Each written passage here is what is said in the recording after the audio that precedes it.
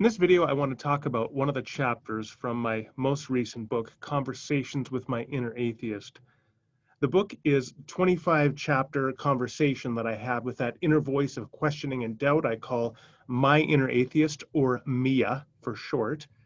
And in one of the chapters, Mia raises this very common objection that I've heard many times over the years. The objection is simply this: why is there this particular asymmetry between theology and natural science? An asymmetry by which natural science is always making advances in understanding which require changes in theology, but theology doesn't make similar advances in understanding which require a change in natural science.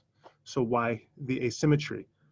And it certainly isn't hard to find evidence that there is such an asymmetry. For example, in the 17th century, when in the West, scientists moved over several decades from a geocentric model of the universe to a heliocentric model of the universe. In other words, from an Earth-centered model to a sun-centered model, and that thereby required changes in theology, in how theologians understood the structure of the universe. Or in the 19th and 20th centuries, the rise of Darwinism and then a neo-Darwinian model of biological diversity, the origin of species, that likewise required a change in theology, how people understood and read Genesis and so on, how they might have understood the origin of human beings, the nature of the fall. But it doesn't, there's nothing seemingly equivalent in terms of changes in natural science that come by way of theology. So how do you explain the asymmetry? And I had a chapter devoted to that very question. And it was interesting because this is one of the examples where I've had some of my thinking developed on this issue over the years, but writing that chapter helped me articulate it in a particular way and to see how an earlier response that I had really is just kind of misses the point and is not an adequate response. I didn't talk about that earlier response in the book, but I just want to briefly relay it to you now. That response basically goes like this. It says, well, in fact, there are cases where science has, if not adapted to theology, sort of caught up to theology. And the example that we would always give at this point was the rise of Big Bang cosmology. We would say, and when I say we, I'd say that I read this from several sources. I had it back in my university days. So we would appeal to Robert Jastrow in particular. His book, God and the New Astronomy, came out, I think, 1980. And in that book, he talks about the rise of Big Bang cosmology. And so with it, the idea that the universe had an origin a finite time ago. The universe is not backwardly eternal. And that was a view, a theory of the origin of the universe, which defeated the earlier view that was commonly held into the early 20th century, according to which the universe was backwardly eternal. It had just always been here in some form. And Big Bang cosmology challenged that and says, no, in fact, the universe has a finite origin, or an origin a finite time ago. And at that point, Robert Jastrow, in his book, he says, he describes scientists as climbing up the mountain of ignorance. And finally, when they get to the last, over the last rock, to the summit of the mountain, they find a group of theologians who have been sitting there for centuries. The idea being that it was the theologians who had predicted that the universe, in fact, had a finite origin, or an origin a finite time ago, by way of their interpretation of Genesis and the doctrine of creation, as well as independent philosophical arguments by way of, for example, cosmological arguments for the origin of the universe. And it was because of the theologians that the scientists later in that case were the ones to catch up. So this response to the asymmetry is an attempt to at least weaken it by saying there really is a back and forth exchange, interaction at this point. Sometimes, yes, theology adapts to natural science, but in other cases, natural science adapts to theology. And there's an example.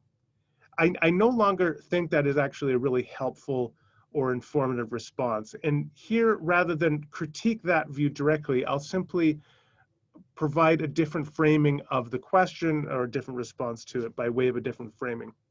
The question assumes, and here's the problem, that theology and natural science are really kind of doing similar things. But in fact, there is an important asymmetry in the types of disciplines that these are. And that, I would submit, is where the asymmetry then arises, that theology adapts to natural science and not vice versa. So what do I mean by that? This is what I mean. Natural science involves the study of nature through scientific methods. There's not just one scientific method. There are experimental scientific methods. There are also historical scientific methods. They're different. But we have a range of scientific methodologies by which we study nature and seek to understand better the workings of nature. That's what science does. What does theology do? What theology, and here I specifically mean systematic theology, what systematic theology does is engage in an integrative discipline.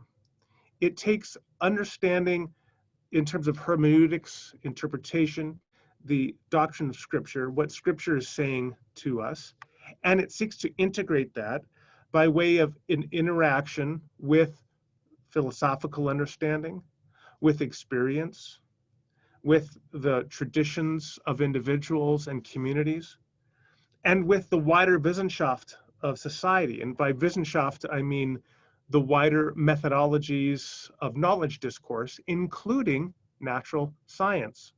So what theology does is it takes everything in a broader sphere that we understand to be true and seeks to articulate and understand Christian doctrine with regard to that wider field of discourse, a discourse that includes natural science.